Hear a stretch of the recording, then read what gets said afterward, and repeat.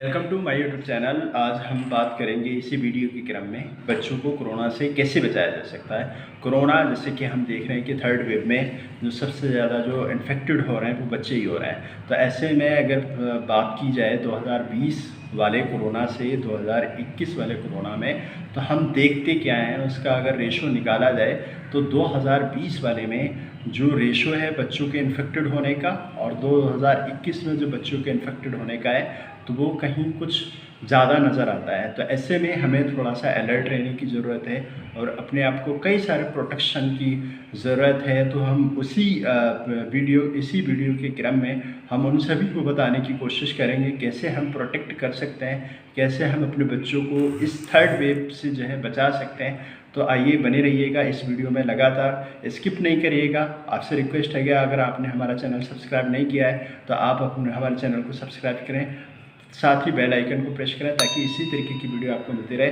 तो हम बात करेंगे अगर सपोज डेट अगर 2021 के कोरोना वायरस की, खासकर हम बच्चों में अगर बात करें तो बच्चों में जो कोरोना वायरस अगर सपोज डेट 100 पेशेंट अगर कोरोना के हमें पॉजिटिव मिलते हैं तो उसमें 98% जो बच्चे हैं वो नॉर्मली सिम्टोमेटिक ट्रीटमेंट से जो है वो कवर हो गए।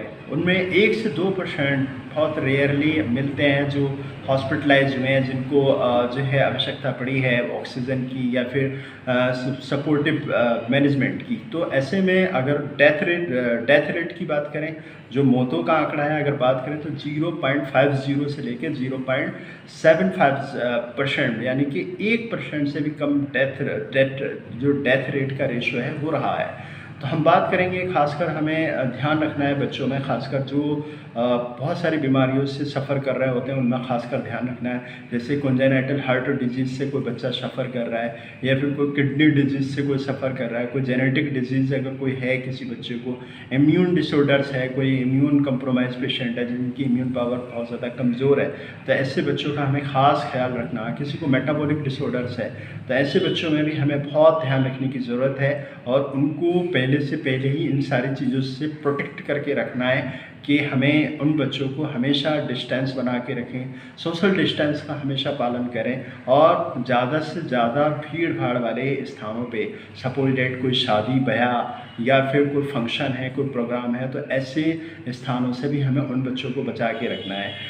वैसे बच्चों में और बड़ों में अगर बात करें इसके लक्षण की कोरोना की तो लगभग सेम ही होता है। जैसे बुखार का आना, तेज़ बुखार का आना, सूखी खांसी या फिर नाक का बहना, बदन दर्द, सर दर्द, दस्त। और जो नया स्ट्रेन आया है उसमें हम बच्चों में देखते क्या है कि उसमें जो है जैसे किसी को डायरिया की शिकायत है, किसी को वॉमिटिंग का है या फिर एब्डोमिनल पेन लेकर के आ रहा है। तो हम जो सेकंड वेव में जो देखा गया है वो अगर किसी पेशेंट को खासकर बच्चों में अगर ये मिलता है तो हम उसको भी मान सकते हैं कि उसके कोरोना जैसे सिम्टम्स हो सकते हैं। कुछ बच्चे ऐसे होते हैं जो 6 महीने से छोटे हैं, तो ऐसे बच्चों में हमें देखना क्या है अगर उनका स्तनपान करने में अक्षमता है, यानी कि वो स्तनपान अच्छे से नहीं कर पा रहे हैं, एकदम सुस्त हैं, तो ऐसे में हमें चाहिए कि किसी अच्छे पीडियाट्रिशियन से जाकर के एडवाइस लें ताकि उन बच्चों का कोरोना टेस्ट कराएं।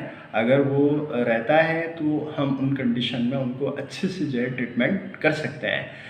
कुछ रेयर केसेस में हम उनके इन्वेस्टिगेशंस जैसे सीटी स्कैन, बड़ों में मोस्टली हमें सीटी स्कैन या ब्लड टेस्ट करा सकते हैं, पर बच्चों में बहुत ज़्यादा रेयर केसेस में हम सीटी स्कैन या ब्लड टेस्ट हमें कराने की आवश्यकता होती है। हमें ज़्यादा टेस्ट कराने की इसमें आवश्यकता नहीं है। वैसे नेचुरली क्या है, बच्चे जो है वो जो हमने जैसे कि बताया कि 98% जो है वो रिकवरी फेज़ जो है उनका अच्छा रहता है, वो खुद ब खुद स्वयं बिना किसी स्पेसिफिक ट्रीटमेंट की या किसी स्पेसिफिक थेरेपी के बिना भी ठीक हो सकते हैं। तो हमें एक प्रॉब्लम ये आती है कि जैसे कोई सपोर्टेड कोई बच्चा अगर कोरोना का पॉजिटिव मिल जाए तो ऐसे केस में ये आता है कि उनको क्वारंटाइन कैसे किया जाए, क्योंकि उनको जो मिनिमम 12 साल से जो कम एज वाले बच्चे हैं उनमें प्रॉब्लम ये आती है कि उनमें खासकर जो पेरेंट्स होते हैं उनका देख रेख में ही उनका सब कुछ रहता है। तो ऐसे में वो डिपेंड रहते हैं, यानी कि डिपेंड रहते हैं पेरेंट्स में। अब बड़ा प्रॉब्लम्स क्रिएट हो जाएगी कि पेरेंट्स के बिना वो रह नहीं सकते और बच्चों को कोरोना पॉजिटिव है। तो ऐसे में पेरेंट्स को चाहिए कि वो अपने आप को बहुत अच्छे से प्रोटेक्ट करें, उसमें प्रोटेक्शन में अपने आप को बार बार जो है सैनिटाइज़ कर सकते हैं, हाथ वगैरह सैनिटाइज़ कर सकते हैं। आप अपने आप को जो है बार बार सैनिटाइज़ करने की कोशिश करें। और बहुत सारे जो प्रोटेक्ट बताए गए हैं कि उन बच्चों को जो है सेल्फ गेमिंग यानी कि गेम जैसा जो है जो मोबाइल है या फिर उस पर उनको लगातार व्यस्त रखने की ज़रूरत है। तो ऐसे में इन सारी चीज़ों से बच सकते हैं। तो हम देखेंगे कि जो ख़ासकर बच्चों में जो व्यस्तता अगर रहेगी तो वो जो कम्युनिकेशन है वो कम रहेगा। फिर हम बात करेंगे कि बच्चों में ट्रीटमेंट की, कोविड बच्चों में ट्रीटमेंट का क्या क्या रहेगा।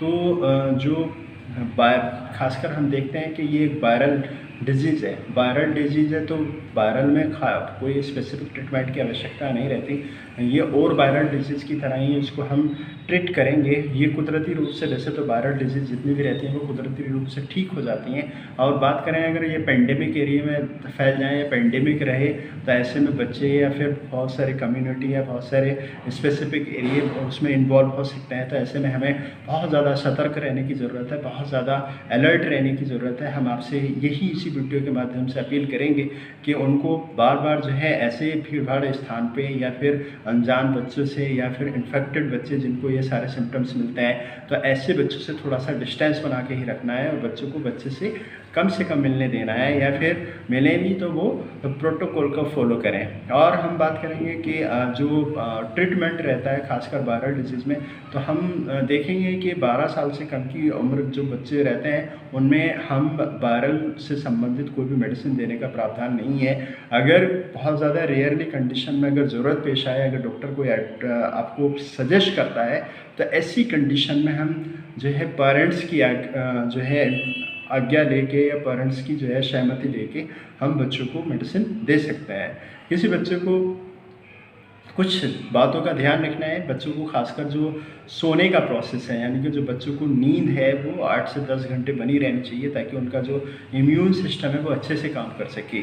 और हमें खासकर ध्यान रखना है कि अगर कोई बच्चे जैसे सपोज डेट अगर किसी बच्चों को फीवर आ रहा है तो ऐसी कंडीशन में पेरेंट्स की ये जिम्मेदारी बनती है कि वो उनको कंटिन्यू मॉनिटरिंग करें। उनका जो थर्मामीटर से उनका जो टेम्परेचर है वो बार बार मेंशन करें और किसी एक अच्छे डॉक्टर की एडवाइस के अनुसार जो सिंपली एक पैरासीटामोल जो हम फीवर्स के लिए कह सकते हैं तो वो हम दे सकते हैं। पर वो भी हम आपसे रिक्वेस्ट करेंगे कि बिना डॉक्टर के या बिना पीडियाट्रिशियन के जो है सहमति के ना दें।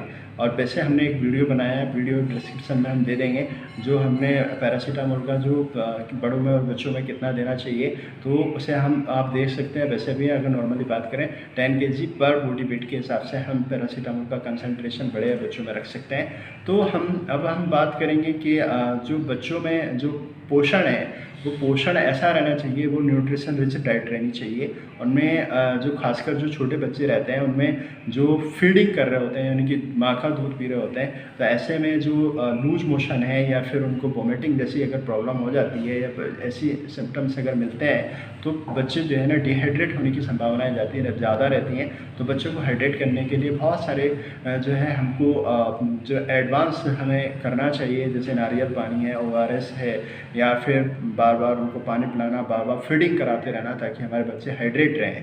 तो डिहाइड्रेशन से भी हमको उन बच्चों को बचाना है। और साथ ही साथ में अगर 6 मंथ से कम वाले हैं इनको ये जो मैंने बताया कि उनको बार बार फीडिंग करानी है, और 6 मंथ से ऊपर वाले हैं तो उनको अदर से अलग से भी हम करा सकते हैं, जैसे नारियल पानी है या बाकी सारी चीज़ें हैं। तो ऐसे में हम उनको बाहर से भी दे सकते हैं। उम्मीद करते हैं कि आप इस वीडियो को खासकर हम अगर बात करें कि हमें सबसे ज़्यादा जो ध्यान रखने की ज़रूरत है वो खासकर सोशल डिस्टेंसिंग और बच्चों को कम्युनिकेशन जो खासकर भीड़ भाड़ वाले स्थान हैं उनसे बचा के रखना है।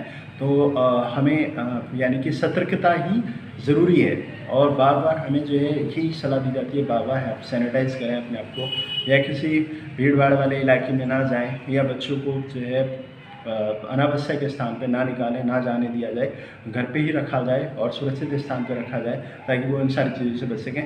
उम्मीद करते हैं आपको ये वीडियो पसंद आई होगी। Thank you so much watching this video. मिलते हैं नेक्स्ट वीडियो में। Thank you so much.